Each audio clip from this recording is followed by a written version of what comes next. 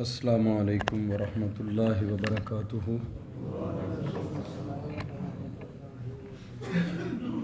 الحمد للہ نحمدہ ونستعینہ ونستغفرہ ونعوذ باللہ من شرور انفسنا ومن سیئات اعمالنا،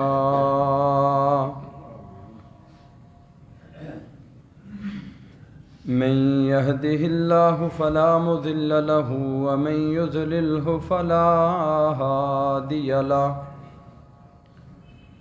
وأشهد أن لا إله إلا الله وحده لا شريك له، وأشهد أن محمدا عبده ورسوله، اللهم صل على محمد وعلى آل محمد كما صليت على إبراهيم وعلى آل إبراهيم إنك حميد مجيد۔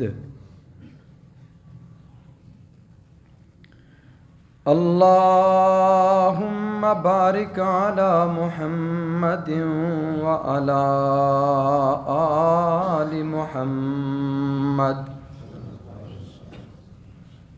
كما باركت على إبراهيم وعلى آل إبراهيم إنك حميد مجيد۔ أما بعد فإن خير الحديث كتاب الله، وخير الهدي هدي محمد صلى الله عليه وسلم، وشر الأمور محدثاتها، وكل محدثة بدعة، وكل بدعة ضلالة، وكل ضلالة في النار۔ رب اشرح لي صدري ويسر لي أمري واحلل عقدة من لساني يفقهوا قولي، رب زدني علما، رب زدني علما۔ سبحانك لا علم لنا إلا ما علمتنا إنك أنت العليم الحكيم۔ أما بعد فأعوذ بالله السميع العليم من الشيطان الرجيم، من همزه ونفخه ونفسه، بسم الله الرحمن الرحيم۔ يا أيها الذين آمنوا قوا أنفسكم وأهليكم نارا،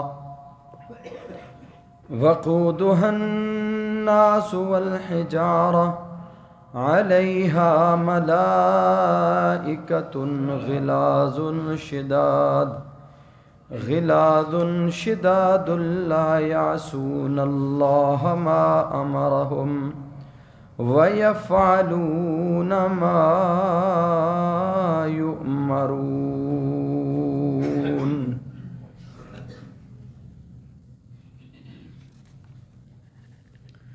یا ایھا الذین آمنوا،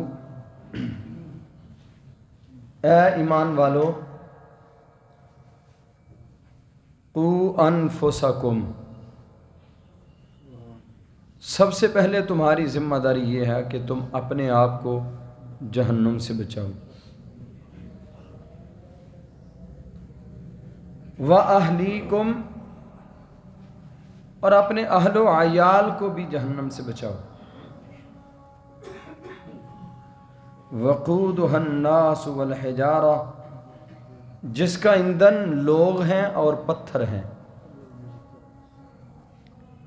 علیہا ملائکۃ، اس کے اوپر فرشتے مامور ہیں، غلاظ شداد، بڑی سخت مزاج، ترش روح فرشتے، بڑے سخت۔ لا یعصون اللہ ما امرہم، جنہوں نے کبھی اللہ کی نافرمانی نہیں کی۔ وَيَفْعَلُونَ مَا يُؤْمَرُونَ،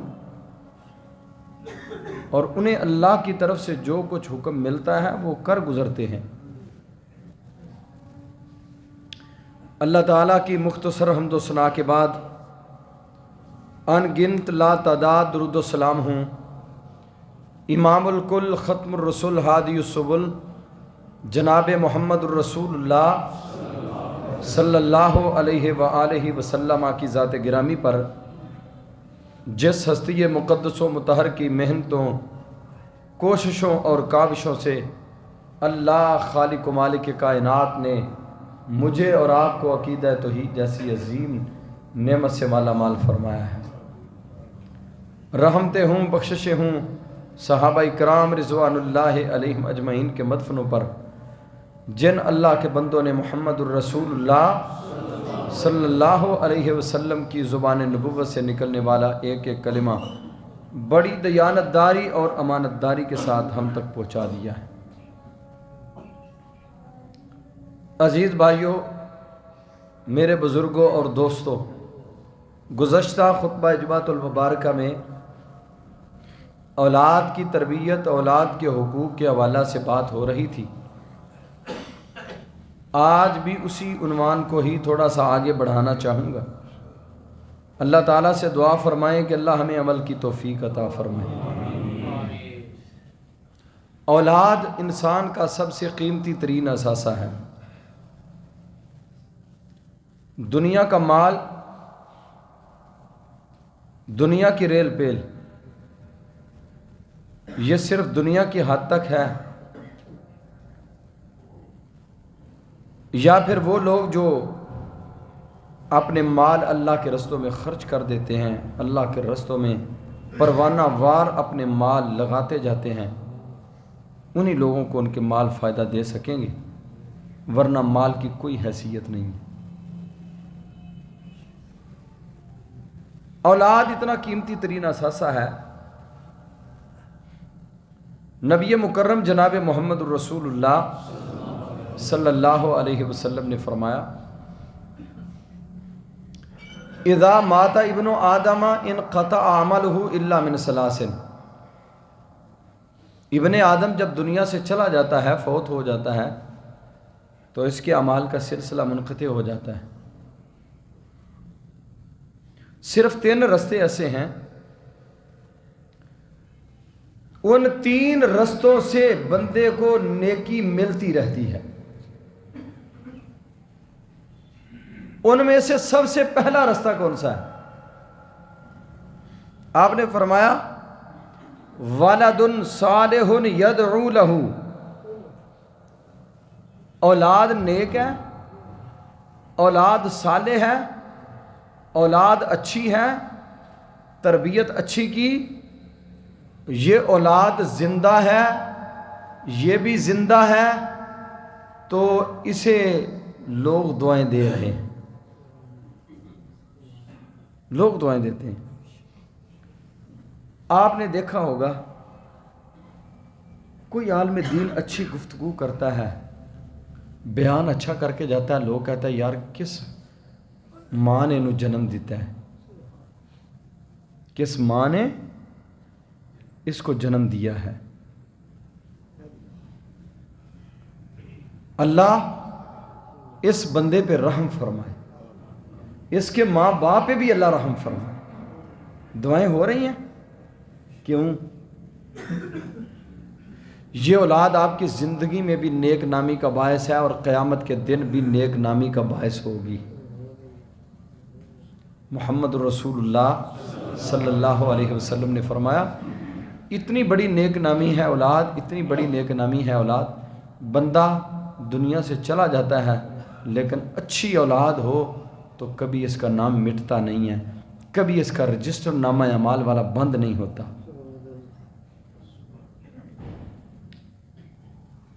لیکن یہ تو وہ لوگ سوچ اور فکر رکھتے ہیں جن کے اپنے مالک کے ساتھ کچھ معاملات ہیں، اپنے اللہ کے ساتھ جن کا کوئی تعلق ہے، اور وہ یہ سمجھتے ہیں کہ میں اپنے اللہ کے حضور جب حاضر ہوں گا تو مجھے شرمندگی نہ اٹھانا پڑے، مجھے وہاں ذلت اور رسوائی کا سامنا نہ کرنا پڑے، میں اپنی اولاد کی اچھی تربیت کروں، پہلے تو اپنی اچھی تربیت کروں، پھر اپنی اولاد کے اوپر اچھی محنت کروں۔ آپ نے فرمایا یہ سب سے پہلا انسان کی نیکی کے سلسلے کی پہلی کڑی وہ اس کی نیک اولاد ہے، ولد صالح یدعو لہ، اس کی اولاد اس کے لیے دعائیں کرتی ہے، عرش معلیٰ پہ اس کے درجات کو بلند کر دیا جاتا ہے۔ اللہ کریم والدین کے حق میں اولاد کی جانے والی ہر دعا کو قبول فرماتے ہیں۔ مسند احمد کی حدیث ہے، نبی محترم جناب محمد الرسول اللہ صلی اللہ علیہ وسلم نے فرمایا قیامت کے دن اللہ کے حضور جب بندہ حاضر ہوگا تو اس کے نامہ اعمال میں نیکیوں کے انبار لگے ہوئے ہوں گے، نیکیوں کے انبار لگے ہوئے ہوں گے۔ بندہ کہے گا یا اللہ یہ اتنی ساری میرے نامہ اعمال میں نیکیوں کا اندراج ہے، مجھے نہیں سمجھ آ رہی یہ کہاں سے آ گئی ہیں، میں نے تو کی ہی نہیں ہے۔ پھر آپ دیکھیں صدقہ جاریہ کی کتنی بڑی زنجیر ہے۔ آپ کے بچے نے ایک اچھا کام کیا، اس کو دیکھ کر کوئی اور اچھا کام کرتا ہے، اس کو دیکھ کر کوئی اور اچھا کام کرتا ہے۔ اب آپ کے بچے کو دیکھ کے جس نے اچھا کام کیا، اس کو دیکھ کر پھر ایک آدمی نے اچھا کام کیا، اسے دیکھ کر اور نے اچھا کام کیا، یہ پوری جو لڑی پروئی جا رہی ہے، یہ جو زنجیر بنتی جا رہی ہے، جتنے بندے جتنے لوگ اس عمل کے ساتھ وابستہ ہوتے جائیں گے وہ آپ کے بیٹے کا صدقہ جاریہ ہے، اور آپ کا بیٹا آپ کا بہترین صدقہ جاریہ ہے۔ اب قیامت تک ایک استاذ کے شاگرد کتنے شاگرد اس سے پڑھتے ہیں، ان کے تلامذہ سے پھر آگے دین پڑھنے والے تلامذہ، ان کے تلامذہ سے پھر آگے دین پڑھنے والے تلامذہ، ان کے تلامذہ سے پھر آگے دین پڑھنے والے تلامذہ، یہ ایک دائرہ کار وسیع ایک درخت کی صورت اختیار کرتا جا رہا ہے۔ قیامت تک اسے اعداد و شمار میں بھی نہیں آ سکتا کہ کس قدر لوگ اس کے لیے صدقہ جاریہ بن چکے ہیں۔ کیا ہے؟ آپ نے اپنے بیٹے کی اچھی تربیت کر لی، اپنی بیٹی کی اچھی تربیت کر لی، اللہ کی قسم اتنا بڑا صدقہ جاریہ میرے محبوب نے فرمایا قیامت کے دن اللہ کے حضور جب حاضری ہوگی، اللہ اسے نامہ اعمال تھمائیں گے، وہ کہے گا اللہ یہ نیکیوں کے انبار لگے ہوئے ہیں، یہ کہاں سے آ گئے؟ میرا خالق و مالک ایک جملے میں بات ختم کر دے گا، اللہ فرمائیں گے بِأَخْذِ وَلَدِكَ الْقُرْآنِ، میرے بندے تیرا بیٹا قرآن سے چمٹا رہا، قرآن پڑھتا رہا، قرآن پڑھاتا رہا، قرآن سکھاتا رہا، دین بتاتا رہا، دین سے وابستہ رہا، دین سے لوگوں کو آگاہ کرتا رہا، دین کی کڑیاں لوگوں تک پہنچاتا رہا۔ میرے بندے تیرے اس بیٹے کی وجہ سے آج تیرے نامہ اعمال میں نیکیوں کے انبار لگے ہوئے ہیں۔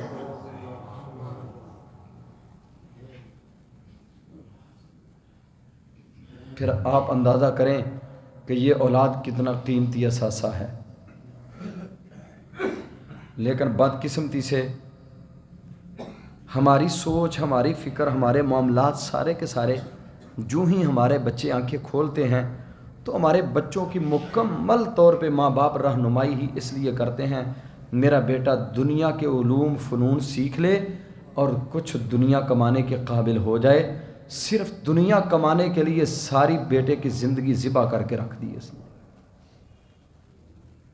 2010 کی بات ہے، میں ڈسکا میں جس مسجد میں نماز پڑھاتا ہوں اس مسجد میں نے مغرب کی نماز پڑھائی تو میرے پاس ایک حاجی صاحب ہیں، اللہ ان کی بخشش فرمائے، فوت ہو گئے ہیں، وہ آ گئے، مجھے کہنے لگے یہ میرا داماد آیا ہوا گجرانوالہ سے، اس کے ساتھ ایک عربی ہے اور وہ عربی کہتا ہے کہ میں درس دینا چاہتا ہوں اس مسجد میں، تو آپ انہیں درس کا موقع دیں۔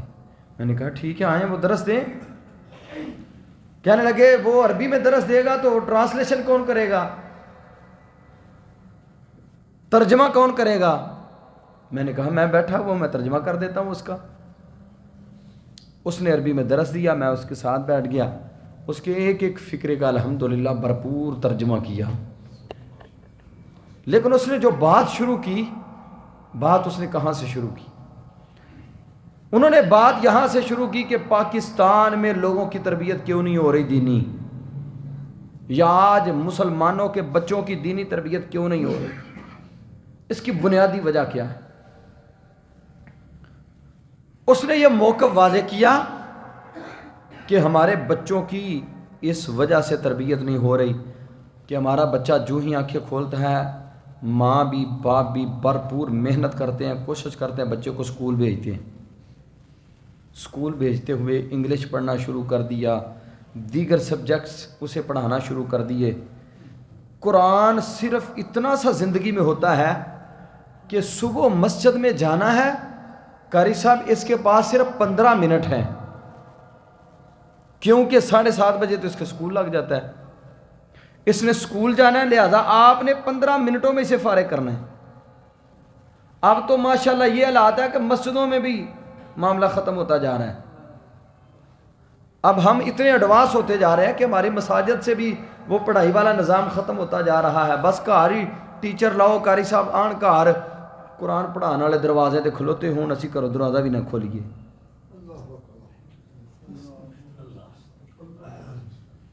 پڑھانے والے بھی ویسے، پڑھنے والے بھی ویسے۔ کہنے لگے اس کی وجہ یہ ہے کہ بچے کو سکول دھکیل دیا جاتا ہے، پورا رستہ متعین کر دیا جاتا ہے۔ 15 سال بچے نے پڑھا، 20 سال پڑھا، 14 سال پڑھا، 13 سال پڑھا، کیا پڑھا؟ بینک میں جاب کیسے کرنی ہے، انگلش سیکھ لی، انگلش سکھا رہے ہو۔ اب میں یہ نہیں کہتا آپ سوچیں کہ مولوی بڑیاں پرانیاں گلاں پہ کر دے تھے، پتہ نہیں ہے کیویں دا ذہن اس مولوی دا۔ میں یہ نہیں کہتا آپ انگلش نہ سیکھیں، میں کہتا ہوں اللہ آپ کو پوری دنیا کی زبانیں سمجھا دے، لیکن انگلش ایک زبان ہے، صرف ایک زبان کے علاوہ کوئی اور اس کی اہمیت ہے؟ اگر کوئی اور اس کی اہمیت ہے ہمارے آخرت سنوارنے کے حوالہ سے، ہماری دنیا سنوارنے کے حوالہ سے، تو وہ کو واضح کر دیں۔ چلو دنیاوی حوالہ سے آپ سمجھیں گے انٹرنیشنل لیول کی زبان یہی پوری دنیا میں چل رہی ہے، ٹھیک ہے جی، یہ ہماری مجبوری بن گئی۔ دنیاوی لحاظ سے آپ اپنے بچے کو 15 سال انگلش پڑھا رہے ہیں تاکہ میرا بچہ انگلش میں ماہر ہو جائے۔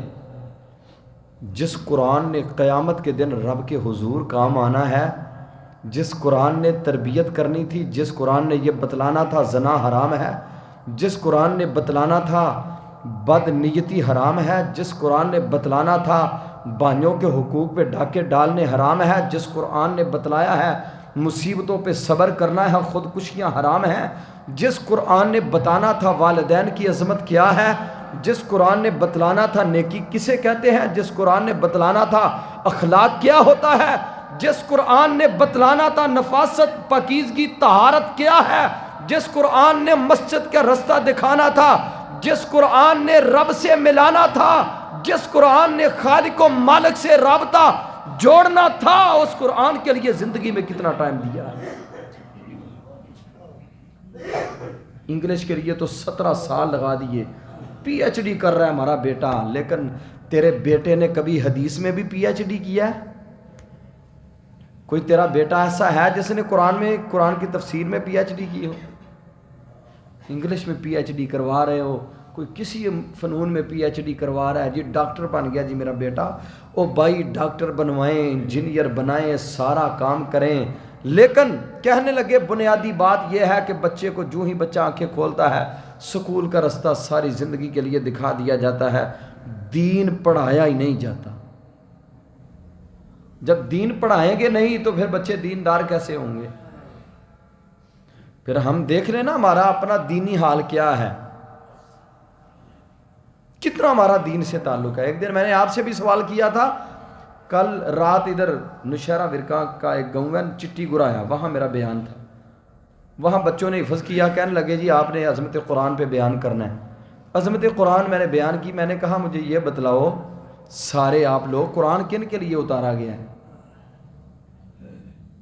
جانوروں کے لیے یا کوئی اور مخلوق ہے جس مخلوق کے لیے قرآن اترا ہے؟ قرآن اللہ نے بنیادی طور پہ ہمارے لیے اتارا ہے۔ کیوں جی؟ اس بات کا ہمیں علم ہے نا؟ جن کو ہے وہ ذرا بولے، ہمیں علم ہے نا اس کا قرآن ہمارے لیے ہے؟ اللہ پاک نے قرآن ہمارے لیے اتارا ہے۔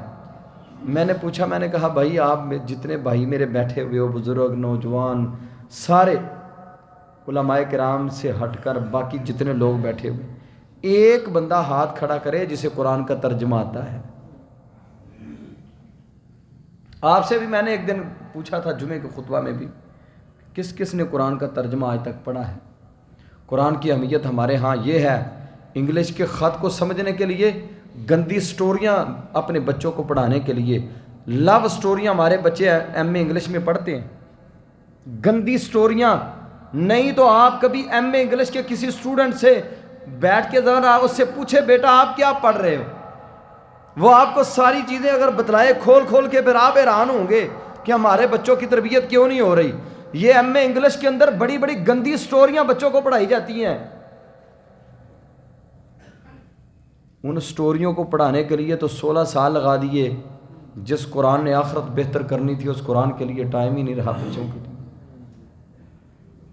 پھر ہمارے بچے ہمیں گالیاں نہ دیں تو کیا کریں؟ پھر ہمارے بچے ہمارے گریبان نہ پکڑیں تو کیا کریں؟ پھر ہمارے بچے معاشرے کے جرائم پیشہ لوگ نہ بنے تو کیا بنے؟ جب انہیں قرآن نہیں آتا، جب انہیں حدیث نہیں آتی، کبھی ہم نے درس نہ دیا، کبھی انہیں دین کی راہوں پہ لگایا ہی نہیں، حدیث کی راہوں پہ لگایا ہی نہیں، ہم نے خود اپنی اولاد کی تربیت نہیں کی، ہم اپنے بچوں کی تربیت نہیں کی، ہم خود اپنے بچوں کو دین کی طرف لانے کے لیے تیار ہی نہیں ہیں۔ اگر ہم تیار ہیں تو اس کے لیے پھر دیکھ لیں ہم کتنی محنت کر رہے ہیں۔ ترجمہ کلاس ہو رہی ہے ادھر الحمدللہ، اس ترجمہ کلاس میں کتنے لوگ ہیں جو شریک ہیں؟ بڑے تھوڑے سے گنے چنے لوگ شریک ہیں۔ جمعے کے خطبے میں کتنے لوگ ماشاءاللہ حاضر ہوتے ہیں، لیکن یہ فکر نہیں ابھی ہمیں، کیونکہ ہم کہتے ہیں یہ دنیا کی زندگی یہ بڑی میٹھی ہے، آخرت جب جائیں گے پھر دیکھی جائے گی، جب وہاں جائیں گے پھر دیکھا جائے گا وہاں کیا بنتا ہے، دیکھتے رہیں گے۔ اور بعض لوگ تو بڑی دیدہ دلیری سے کہتے ہیں حافظ صاحب یہ کون سی بات ہے، چلو لا الہ الا اللہ پڑھ ہی لیا نا، جتے دل چ لا الہ الا اللہ ہونا ہے انہوں جہنم چو آخر ایک دن کٹ ہی لیا جانا۔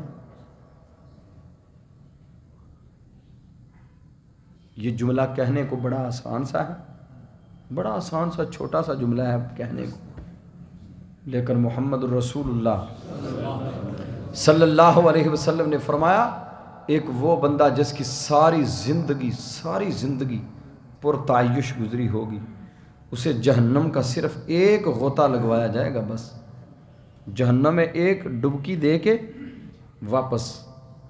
ہاں جی بتلاؤ، حل مر بک نعیم قطو، زندگی میں کبھی کوئی نعمت بھی پہنچی ہے یا نہیں پہنچی؟ کہے گا لا واللہ یا ربی، اللہ کی جہنم کا صرف ایک غوطہ اتنا سخت ہے، ساری زندگی کی نعمتیں جو اس نے استعمال کی تھی، دماغ کی تختی سے دنیا کی ہر نعمت مٹ چکی ہوگی، اور کہے گا مجھے تو زندگی میں کبھی کوئی نعمت نصیب ہی نہیں ہوئی، میرے مقدر میں لکھی نہیں گئی۔ یہ اس بندے کا حال ہے جس بندے کو صرف ایک غوطہ دیا گیا ہے جہنم کا، اور جن کو کئی ہزار سال جہنم میں رہنا پڑے گا ان کا حال کیا ہوگا؟ اللہ ہم سب کو محفوظ فرمائے، اللہ ہم سب کو محفوظ فرمائے۔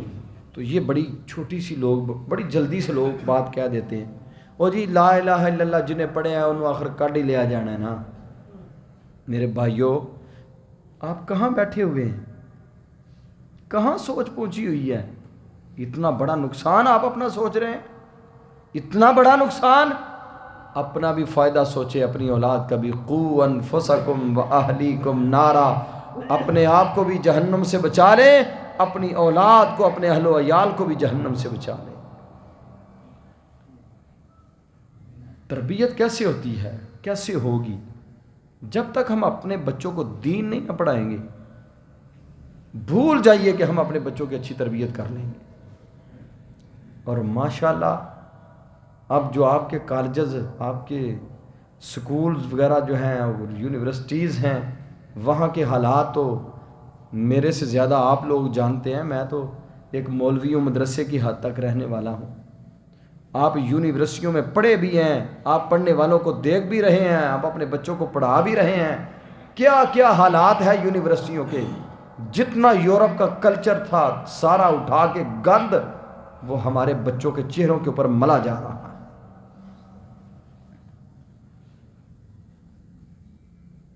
امام ذہبی رحمہ اللہ نے سیر اعلام نبلاء کے اندر ایک واقعہ نقل کیا ہے۔ ایک بندہ جانے لگا جہاد پہ، اپنی بیوی کو کچھ خرچے اخراجات دے کے چلا گیا۔ کئی سال کے بعد واپس پلٹا۔ جب گیا تھا اللہ نے امید لگائی ہوئی تھی، اللہ نے بعد میں بیٹا دیا۔ 10,000 دینار دے کے گیا تھا۔ کتنے دینار؟ 10,000 دینار دے کے گیا اپنی بیوی کو۔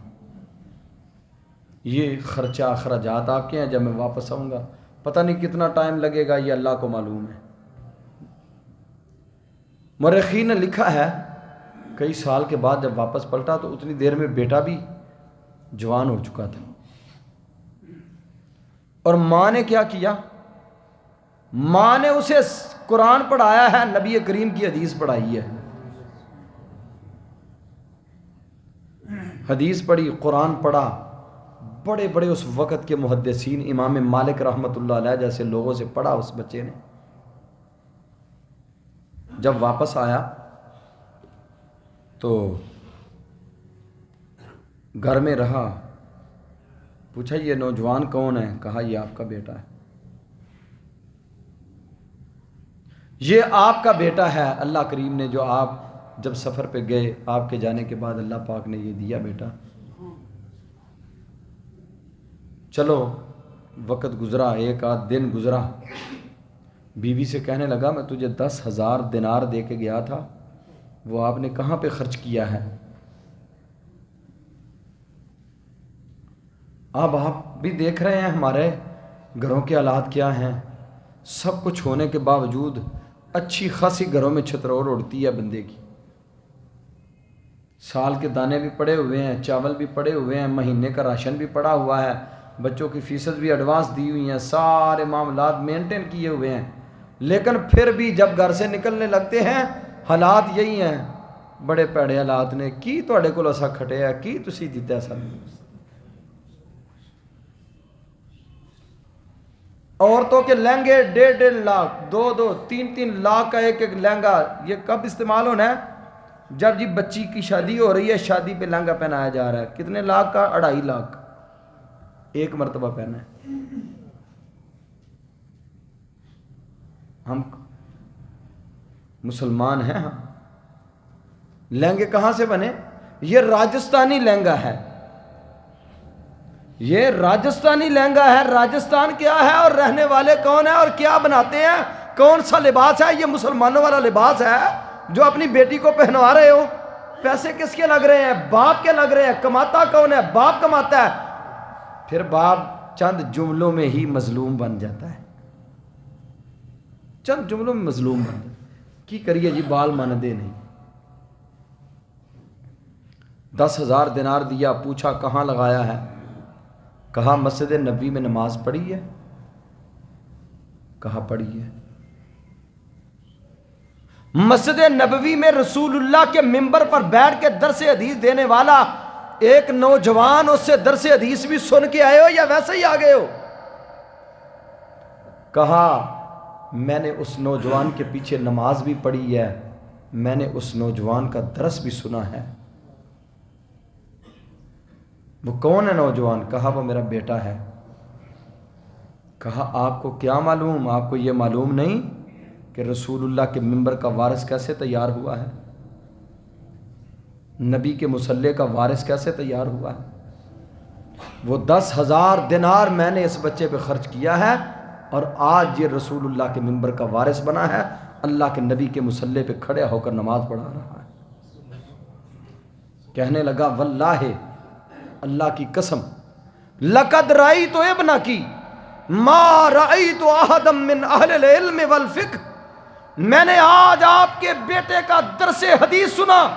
اس بیٹے کے درس حدیث میں بڑے بڑے محدثین بھی بیٹھے ہوئے ہیں، اور جس مقام پر میں تیرے بیٹے کو دیکھ کے آیا ہوں، آج تک میں نے بڑے بڑے علم والے لوگوں کو بھی اس مقام پہ نہیں دیکھا جہاں رب کائنات نے آپ کے بیٹے کو کھڑا کر دیا ہے۔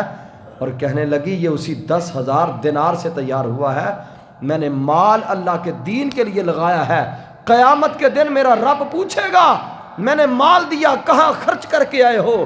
کوئی کہیں گے ہم نے بیٹیوں کو ساڑیاں پہنا دیں، بیٹیوں کو جہیز میں دے دیا، بچوں نے کتے لڑا لڑا کے شرطیں لگا لگا کے ضائع کر دیا، بچے کبوتر باز سے کبوتر اڑا اڑا کے ضائع کر دیے، بچوں نے بدکاریوں پہ شراب و کباب کی محافل پہ ضائع کر دیا۔ لیکن قیامت کے دن رب پوچھے گا 10,000 دینار کا جواب دو، میں کہہ سکوں گی اللہ 10,000 سے میں نے تیرے رسول کے مصلی کا وارث تیار کیا تھا۔ تربیت ایسے ہوتی ہے بچوں کی۔ ہم کہتے ہیں ساری زندگی سائنس پڑھائیں، بیالوجی پڑھائیں، دیگر علوم فنون پڑھائیں تے بچے بھی ساڑھے سید المتقین بن جان، سید الاولیاء بن جان۔ ایسے نہیں ہو سکتا بھائی، کہاں بیٹھے ہیں ہم لوگ؟ ان بچوں کی تربیت کے لیے ماں باپ کو اپنی زندگی کھپانا پڑتی ہے۔ میں نے پچھلے خطبے میں بھی یہ جملہ کہا تھا، آج پھر کہہ رہا ہوں، پہلے ماں باپ کی اپنی تربیت ہونا ضروری ہے۔ اگر ماں باپ کی اپنی تربیت نہیں ہے، وہ کبھی بھی اپنی اولاد کی تربیت اچھی نہیں کر سکتے، کبھی اپنی اولاد کی تربیت اچھی نہیں کر سکتے۔ معاشرتی حوالہ سے، اولاد کے حوالہ سے تربیت کرنے کے لیے سب سے پہلے اپنی تربیت ہونا ضروری ہے۔ سیدنا عمر رضی اللہ تعالیٰ عنہ کا دور حکومت کتنا اچھا سمجھا جاتا ہے، کس قدر بہترین دور حکومت قرار دیا جاتا ہے، اس کی ایک وجہ ہے، بنیادی وجہ یہ ہے کہ حضرت عمر رضی اللہ تعالیٰ عنہ لوگوں کی تربیت اس طرح کرتے تھے جس طرح بچوں کی تربیت کرنی چاہیے۔ مثال کے طور پہ مولانا جنڈا نگری رحمۃ اللہ علیہ نے ایام خلافت راشدہ کے اندر لکھا ہے، سیدنا عمر رضی اللہ تعالیٰ عنہ بازار میں جایا کرتے تھے، ہمارے حکمرانوں کی طرح نہیں تھے۔ کہاں ہے شہباز شریف صاحب ماشاءاللہ جو کہتے تھے میں اپنے کپڑے بھی بیچ ڈالوں گا،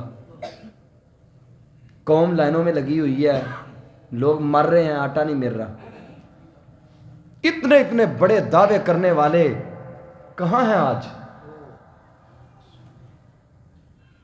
توف ہے ان لوگوں پر، افسوس ہے ان لوگوں پر، کوئی ضمیر نہیں ان لوگوں کا، کوئی ان لوگوں کے پاس نہ حیا ہے نہ شرم ہے، انتہا درجے کے بے شرم اور بے حیا لوگ ہیں۔ اللہ کی قسم امیر المومنین عمر رضی اللہ تعالیٰ عنہ اپنی رعایا کے بازاروں میں بھی نکلا کرتے تھے۔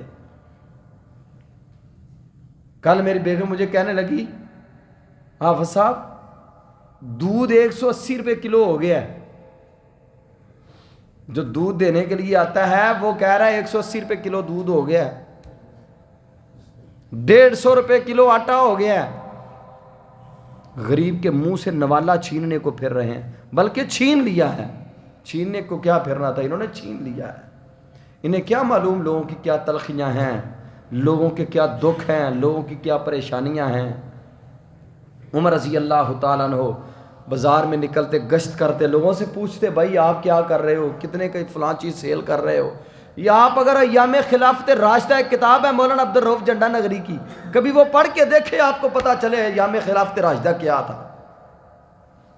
ان لوگوں کو ایسے ہی اللہ نے عزتیں نہیں دی تھی۔ سیدنا عمر رضی اللہ تعالیٰ عنہ باہر گشت کر رہے تھے تو نکلا، دیکھا دیکھتے کوئی دکاندار، اس نے دکان نئی ڈالی ہے، نئی دکان ڈالی ہے، حضرت عمر اس کے پاس کھڑے ہو گئے، فرمانے لگے سناؤ بھائی کیا حال ہے، ٹھیک ہو؟ جی ٹھیک ہو۔ کہا نئی دکان ڈالی ہے؟ جی نئی دکان ڈالی ہے۔ ٹھیک ہے، اس کے لیے دعا کی، بارک اللہ، اللہ آپ کو برکتیں عطا فرمائے۔ کون کہہ رہا ہے؟ بولے ذرا، کون کہہ رہا ہے؟ امیر المومنین، حکمران کہہ رہا ہے بارک اللہ، اللہ آپ کو برکتیں عطا فرمائے۔ دکانوں پہ جا جا کے، بازاروں میں جا جا کے ریٹ پوچھ رہے ہیں، کتنے کی فلاں چیز ہے، کتنے کی فلاں چیز ہے۔ اس سے پوچھتے بھائی آپ کو حلال و حرام کا علم ہے؟ اگر کہتا ہاں مجھے حلال و حرام کا علم ہے، تو پھر امیر المومنین اس سے کچھ سوال کرتے، پوچھتے۔ اگر وہ کہتا مجھے حلال و حرام کا علم نہیں، پھر فرماتے ابھی دکان نہ ڈالو، ابھی آپ مسجد نبوی میں جاؤ، مسجد نبوی میں جا کے حلال و حرام سیکھو پہلے۔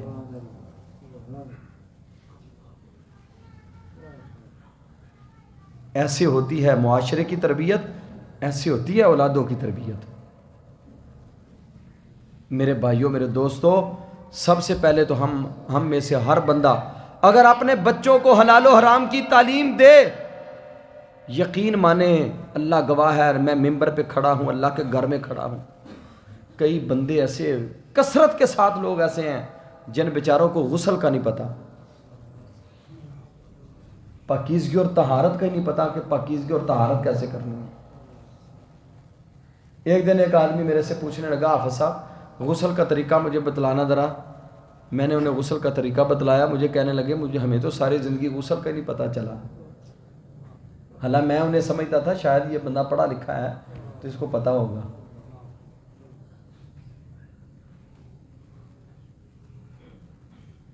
ہمارے بڑوں نے، مثال کے طور پہ جو ہمارے بوڑھے ہیں، اب ہمارے بوڑھے یہ سوچیں انہیں قرآن کتنا آتا ہے، انہیں حدیث کتنی آتی ہے، علم کتنا ہے، تربیت ان کی کتنی ہوئی ہے۔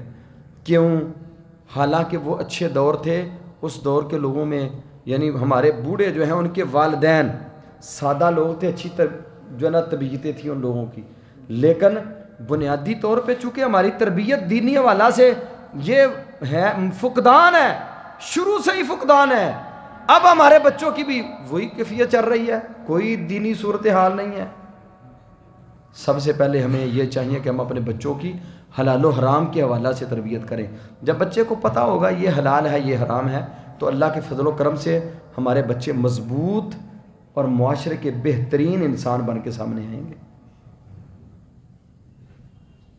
کہا ایسے میں نے 10,000 دینار لگا کر اپنے اس بیٹے کو تیار کیا ہوا ہے رسول اللہ کے ممبر کے لیے، اللہ کے نبی کے مصلی کے لیے، اور پھر یہ بچہ اپنے والدین کے لیے صدقہ جاریہ ہوگا یا نہیں ہوگا؟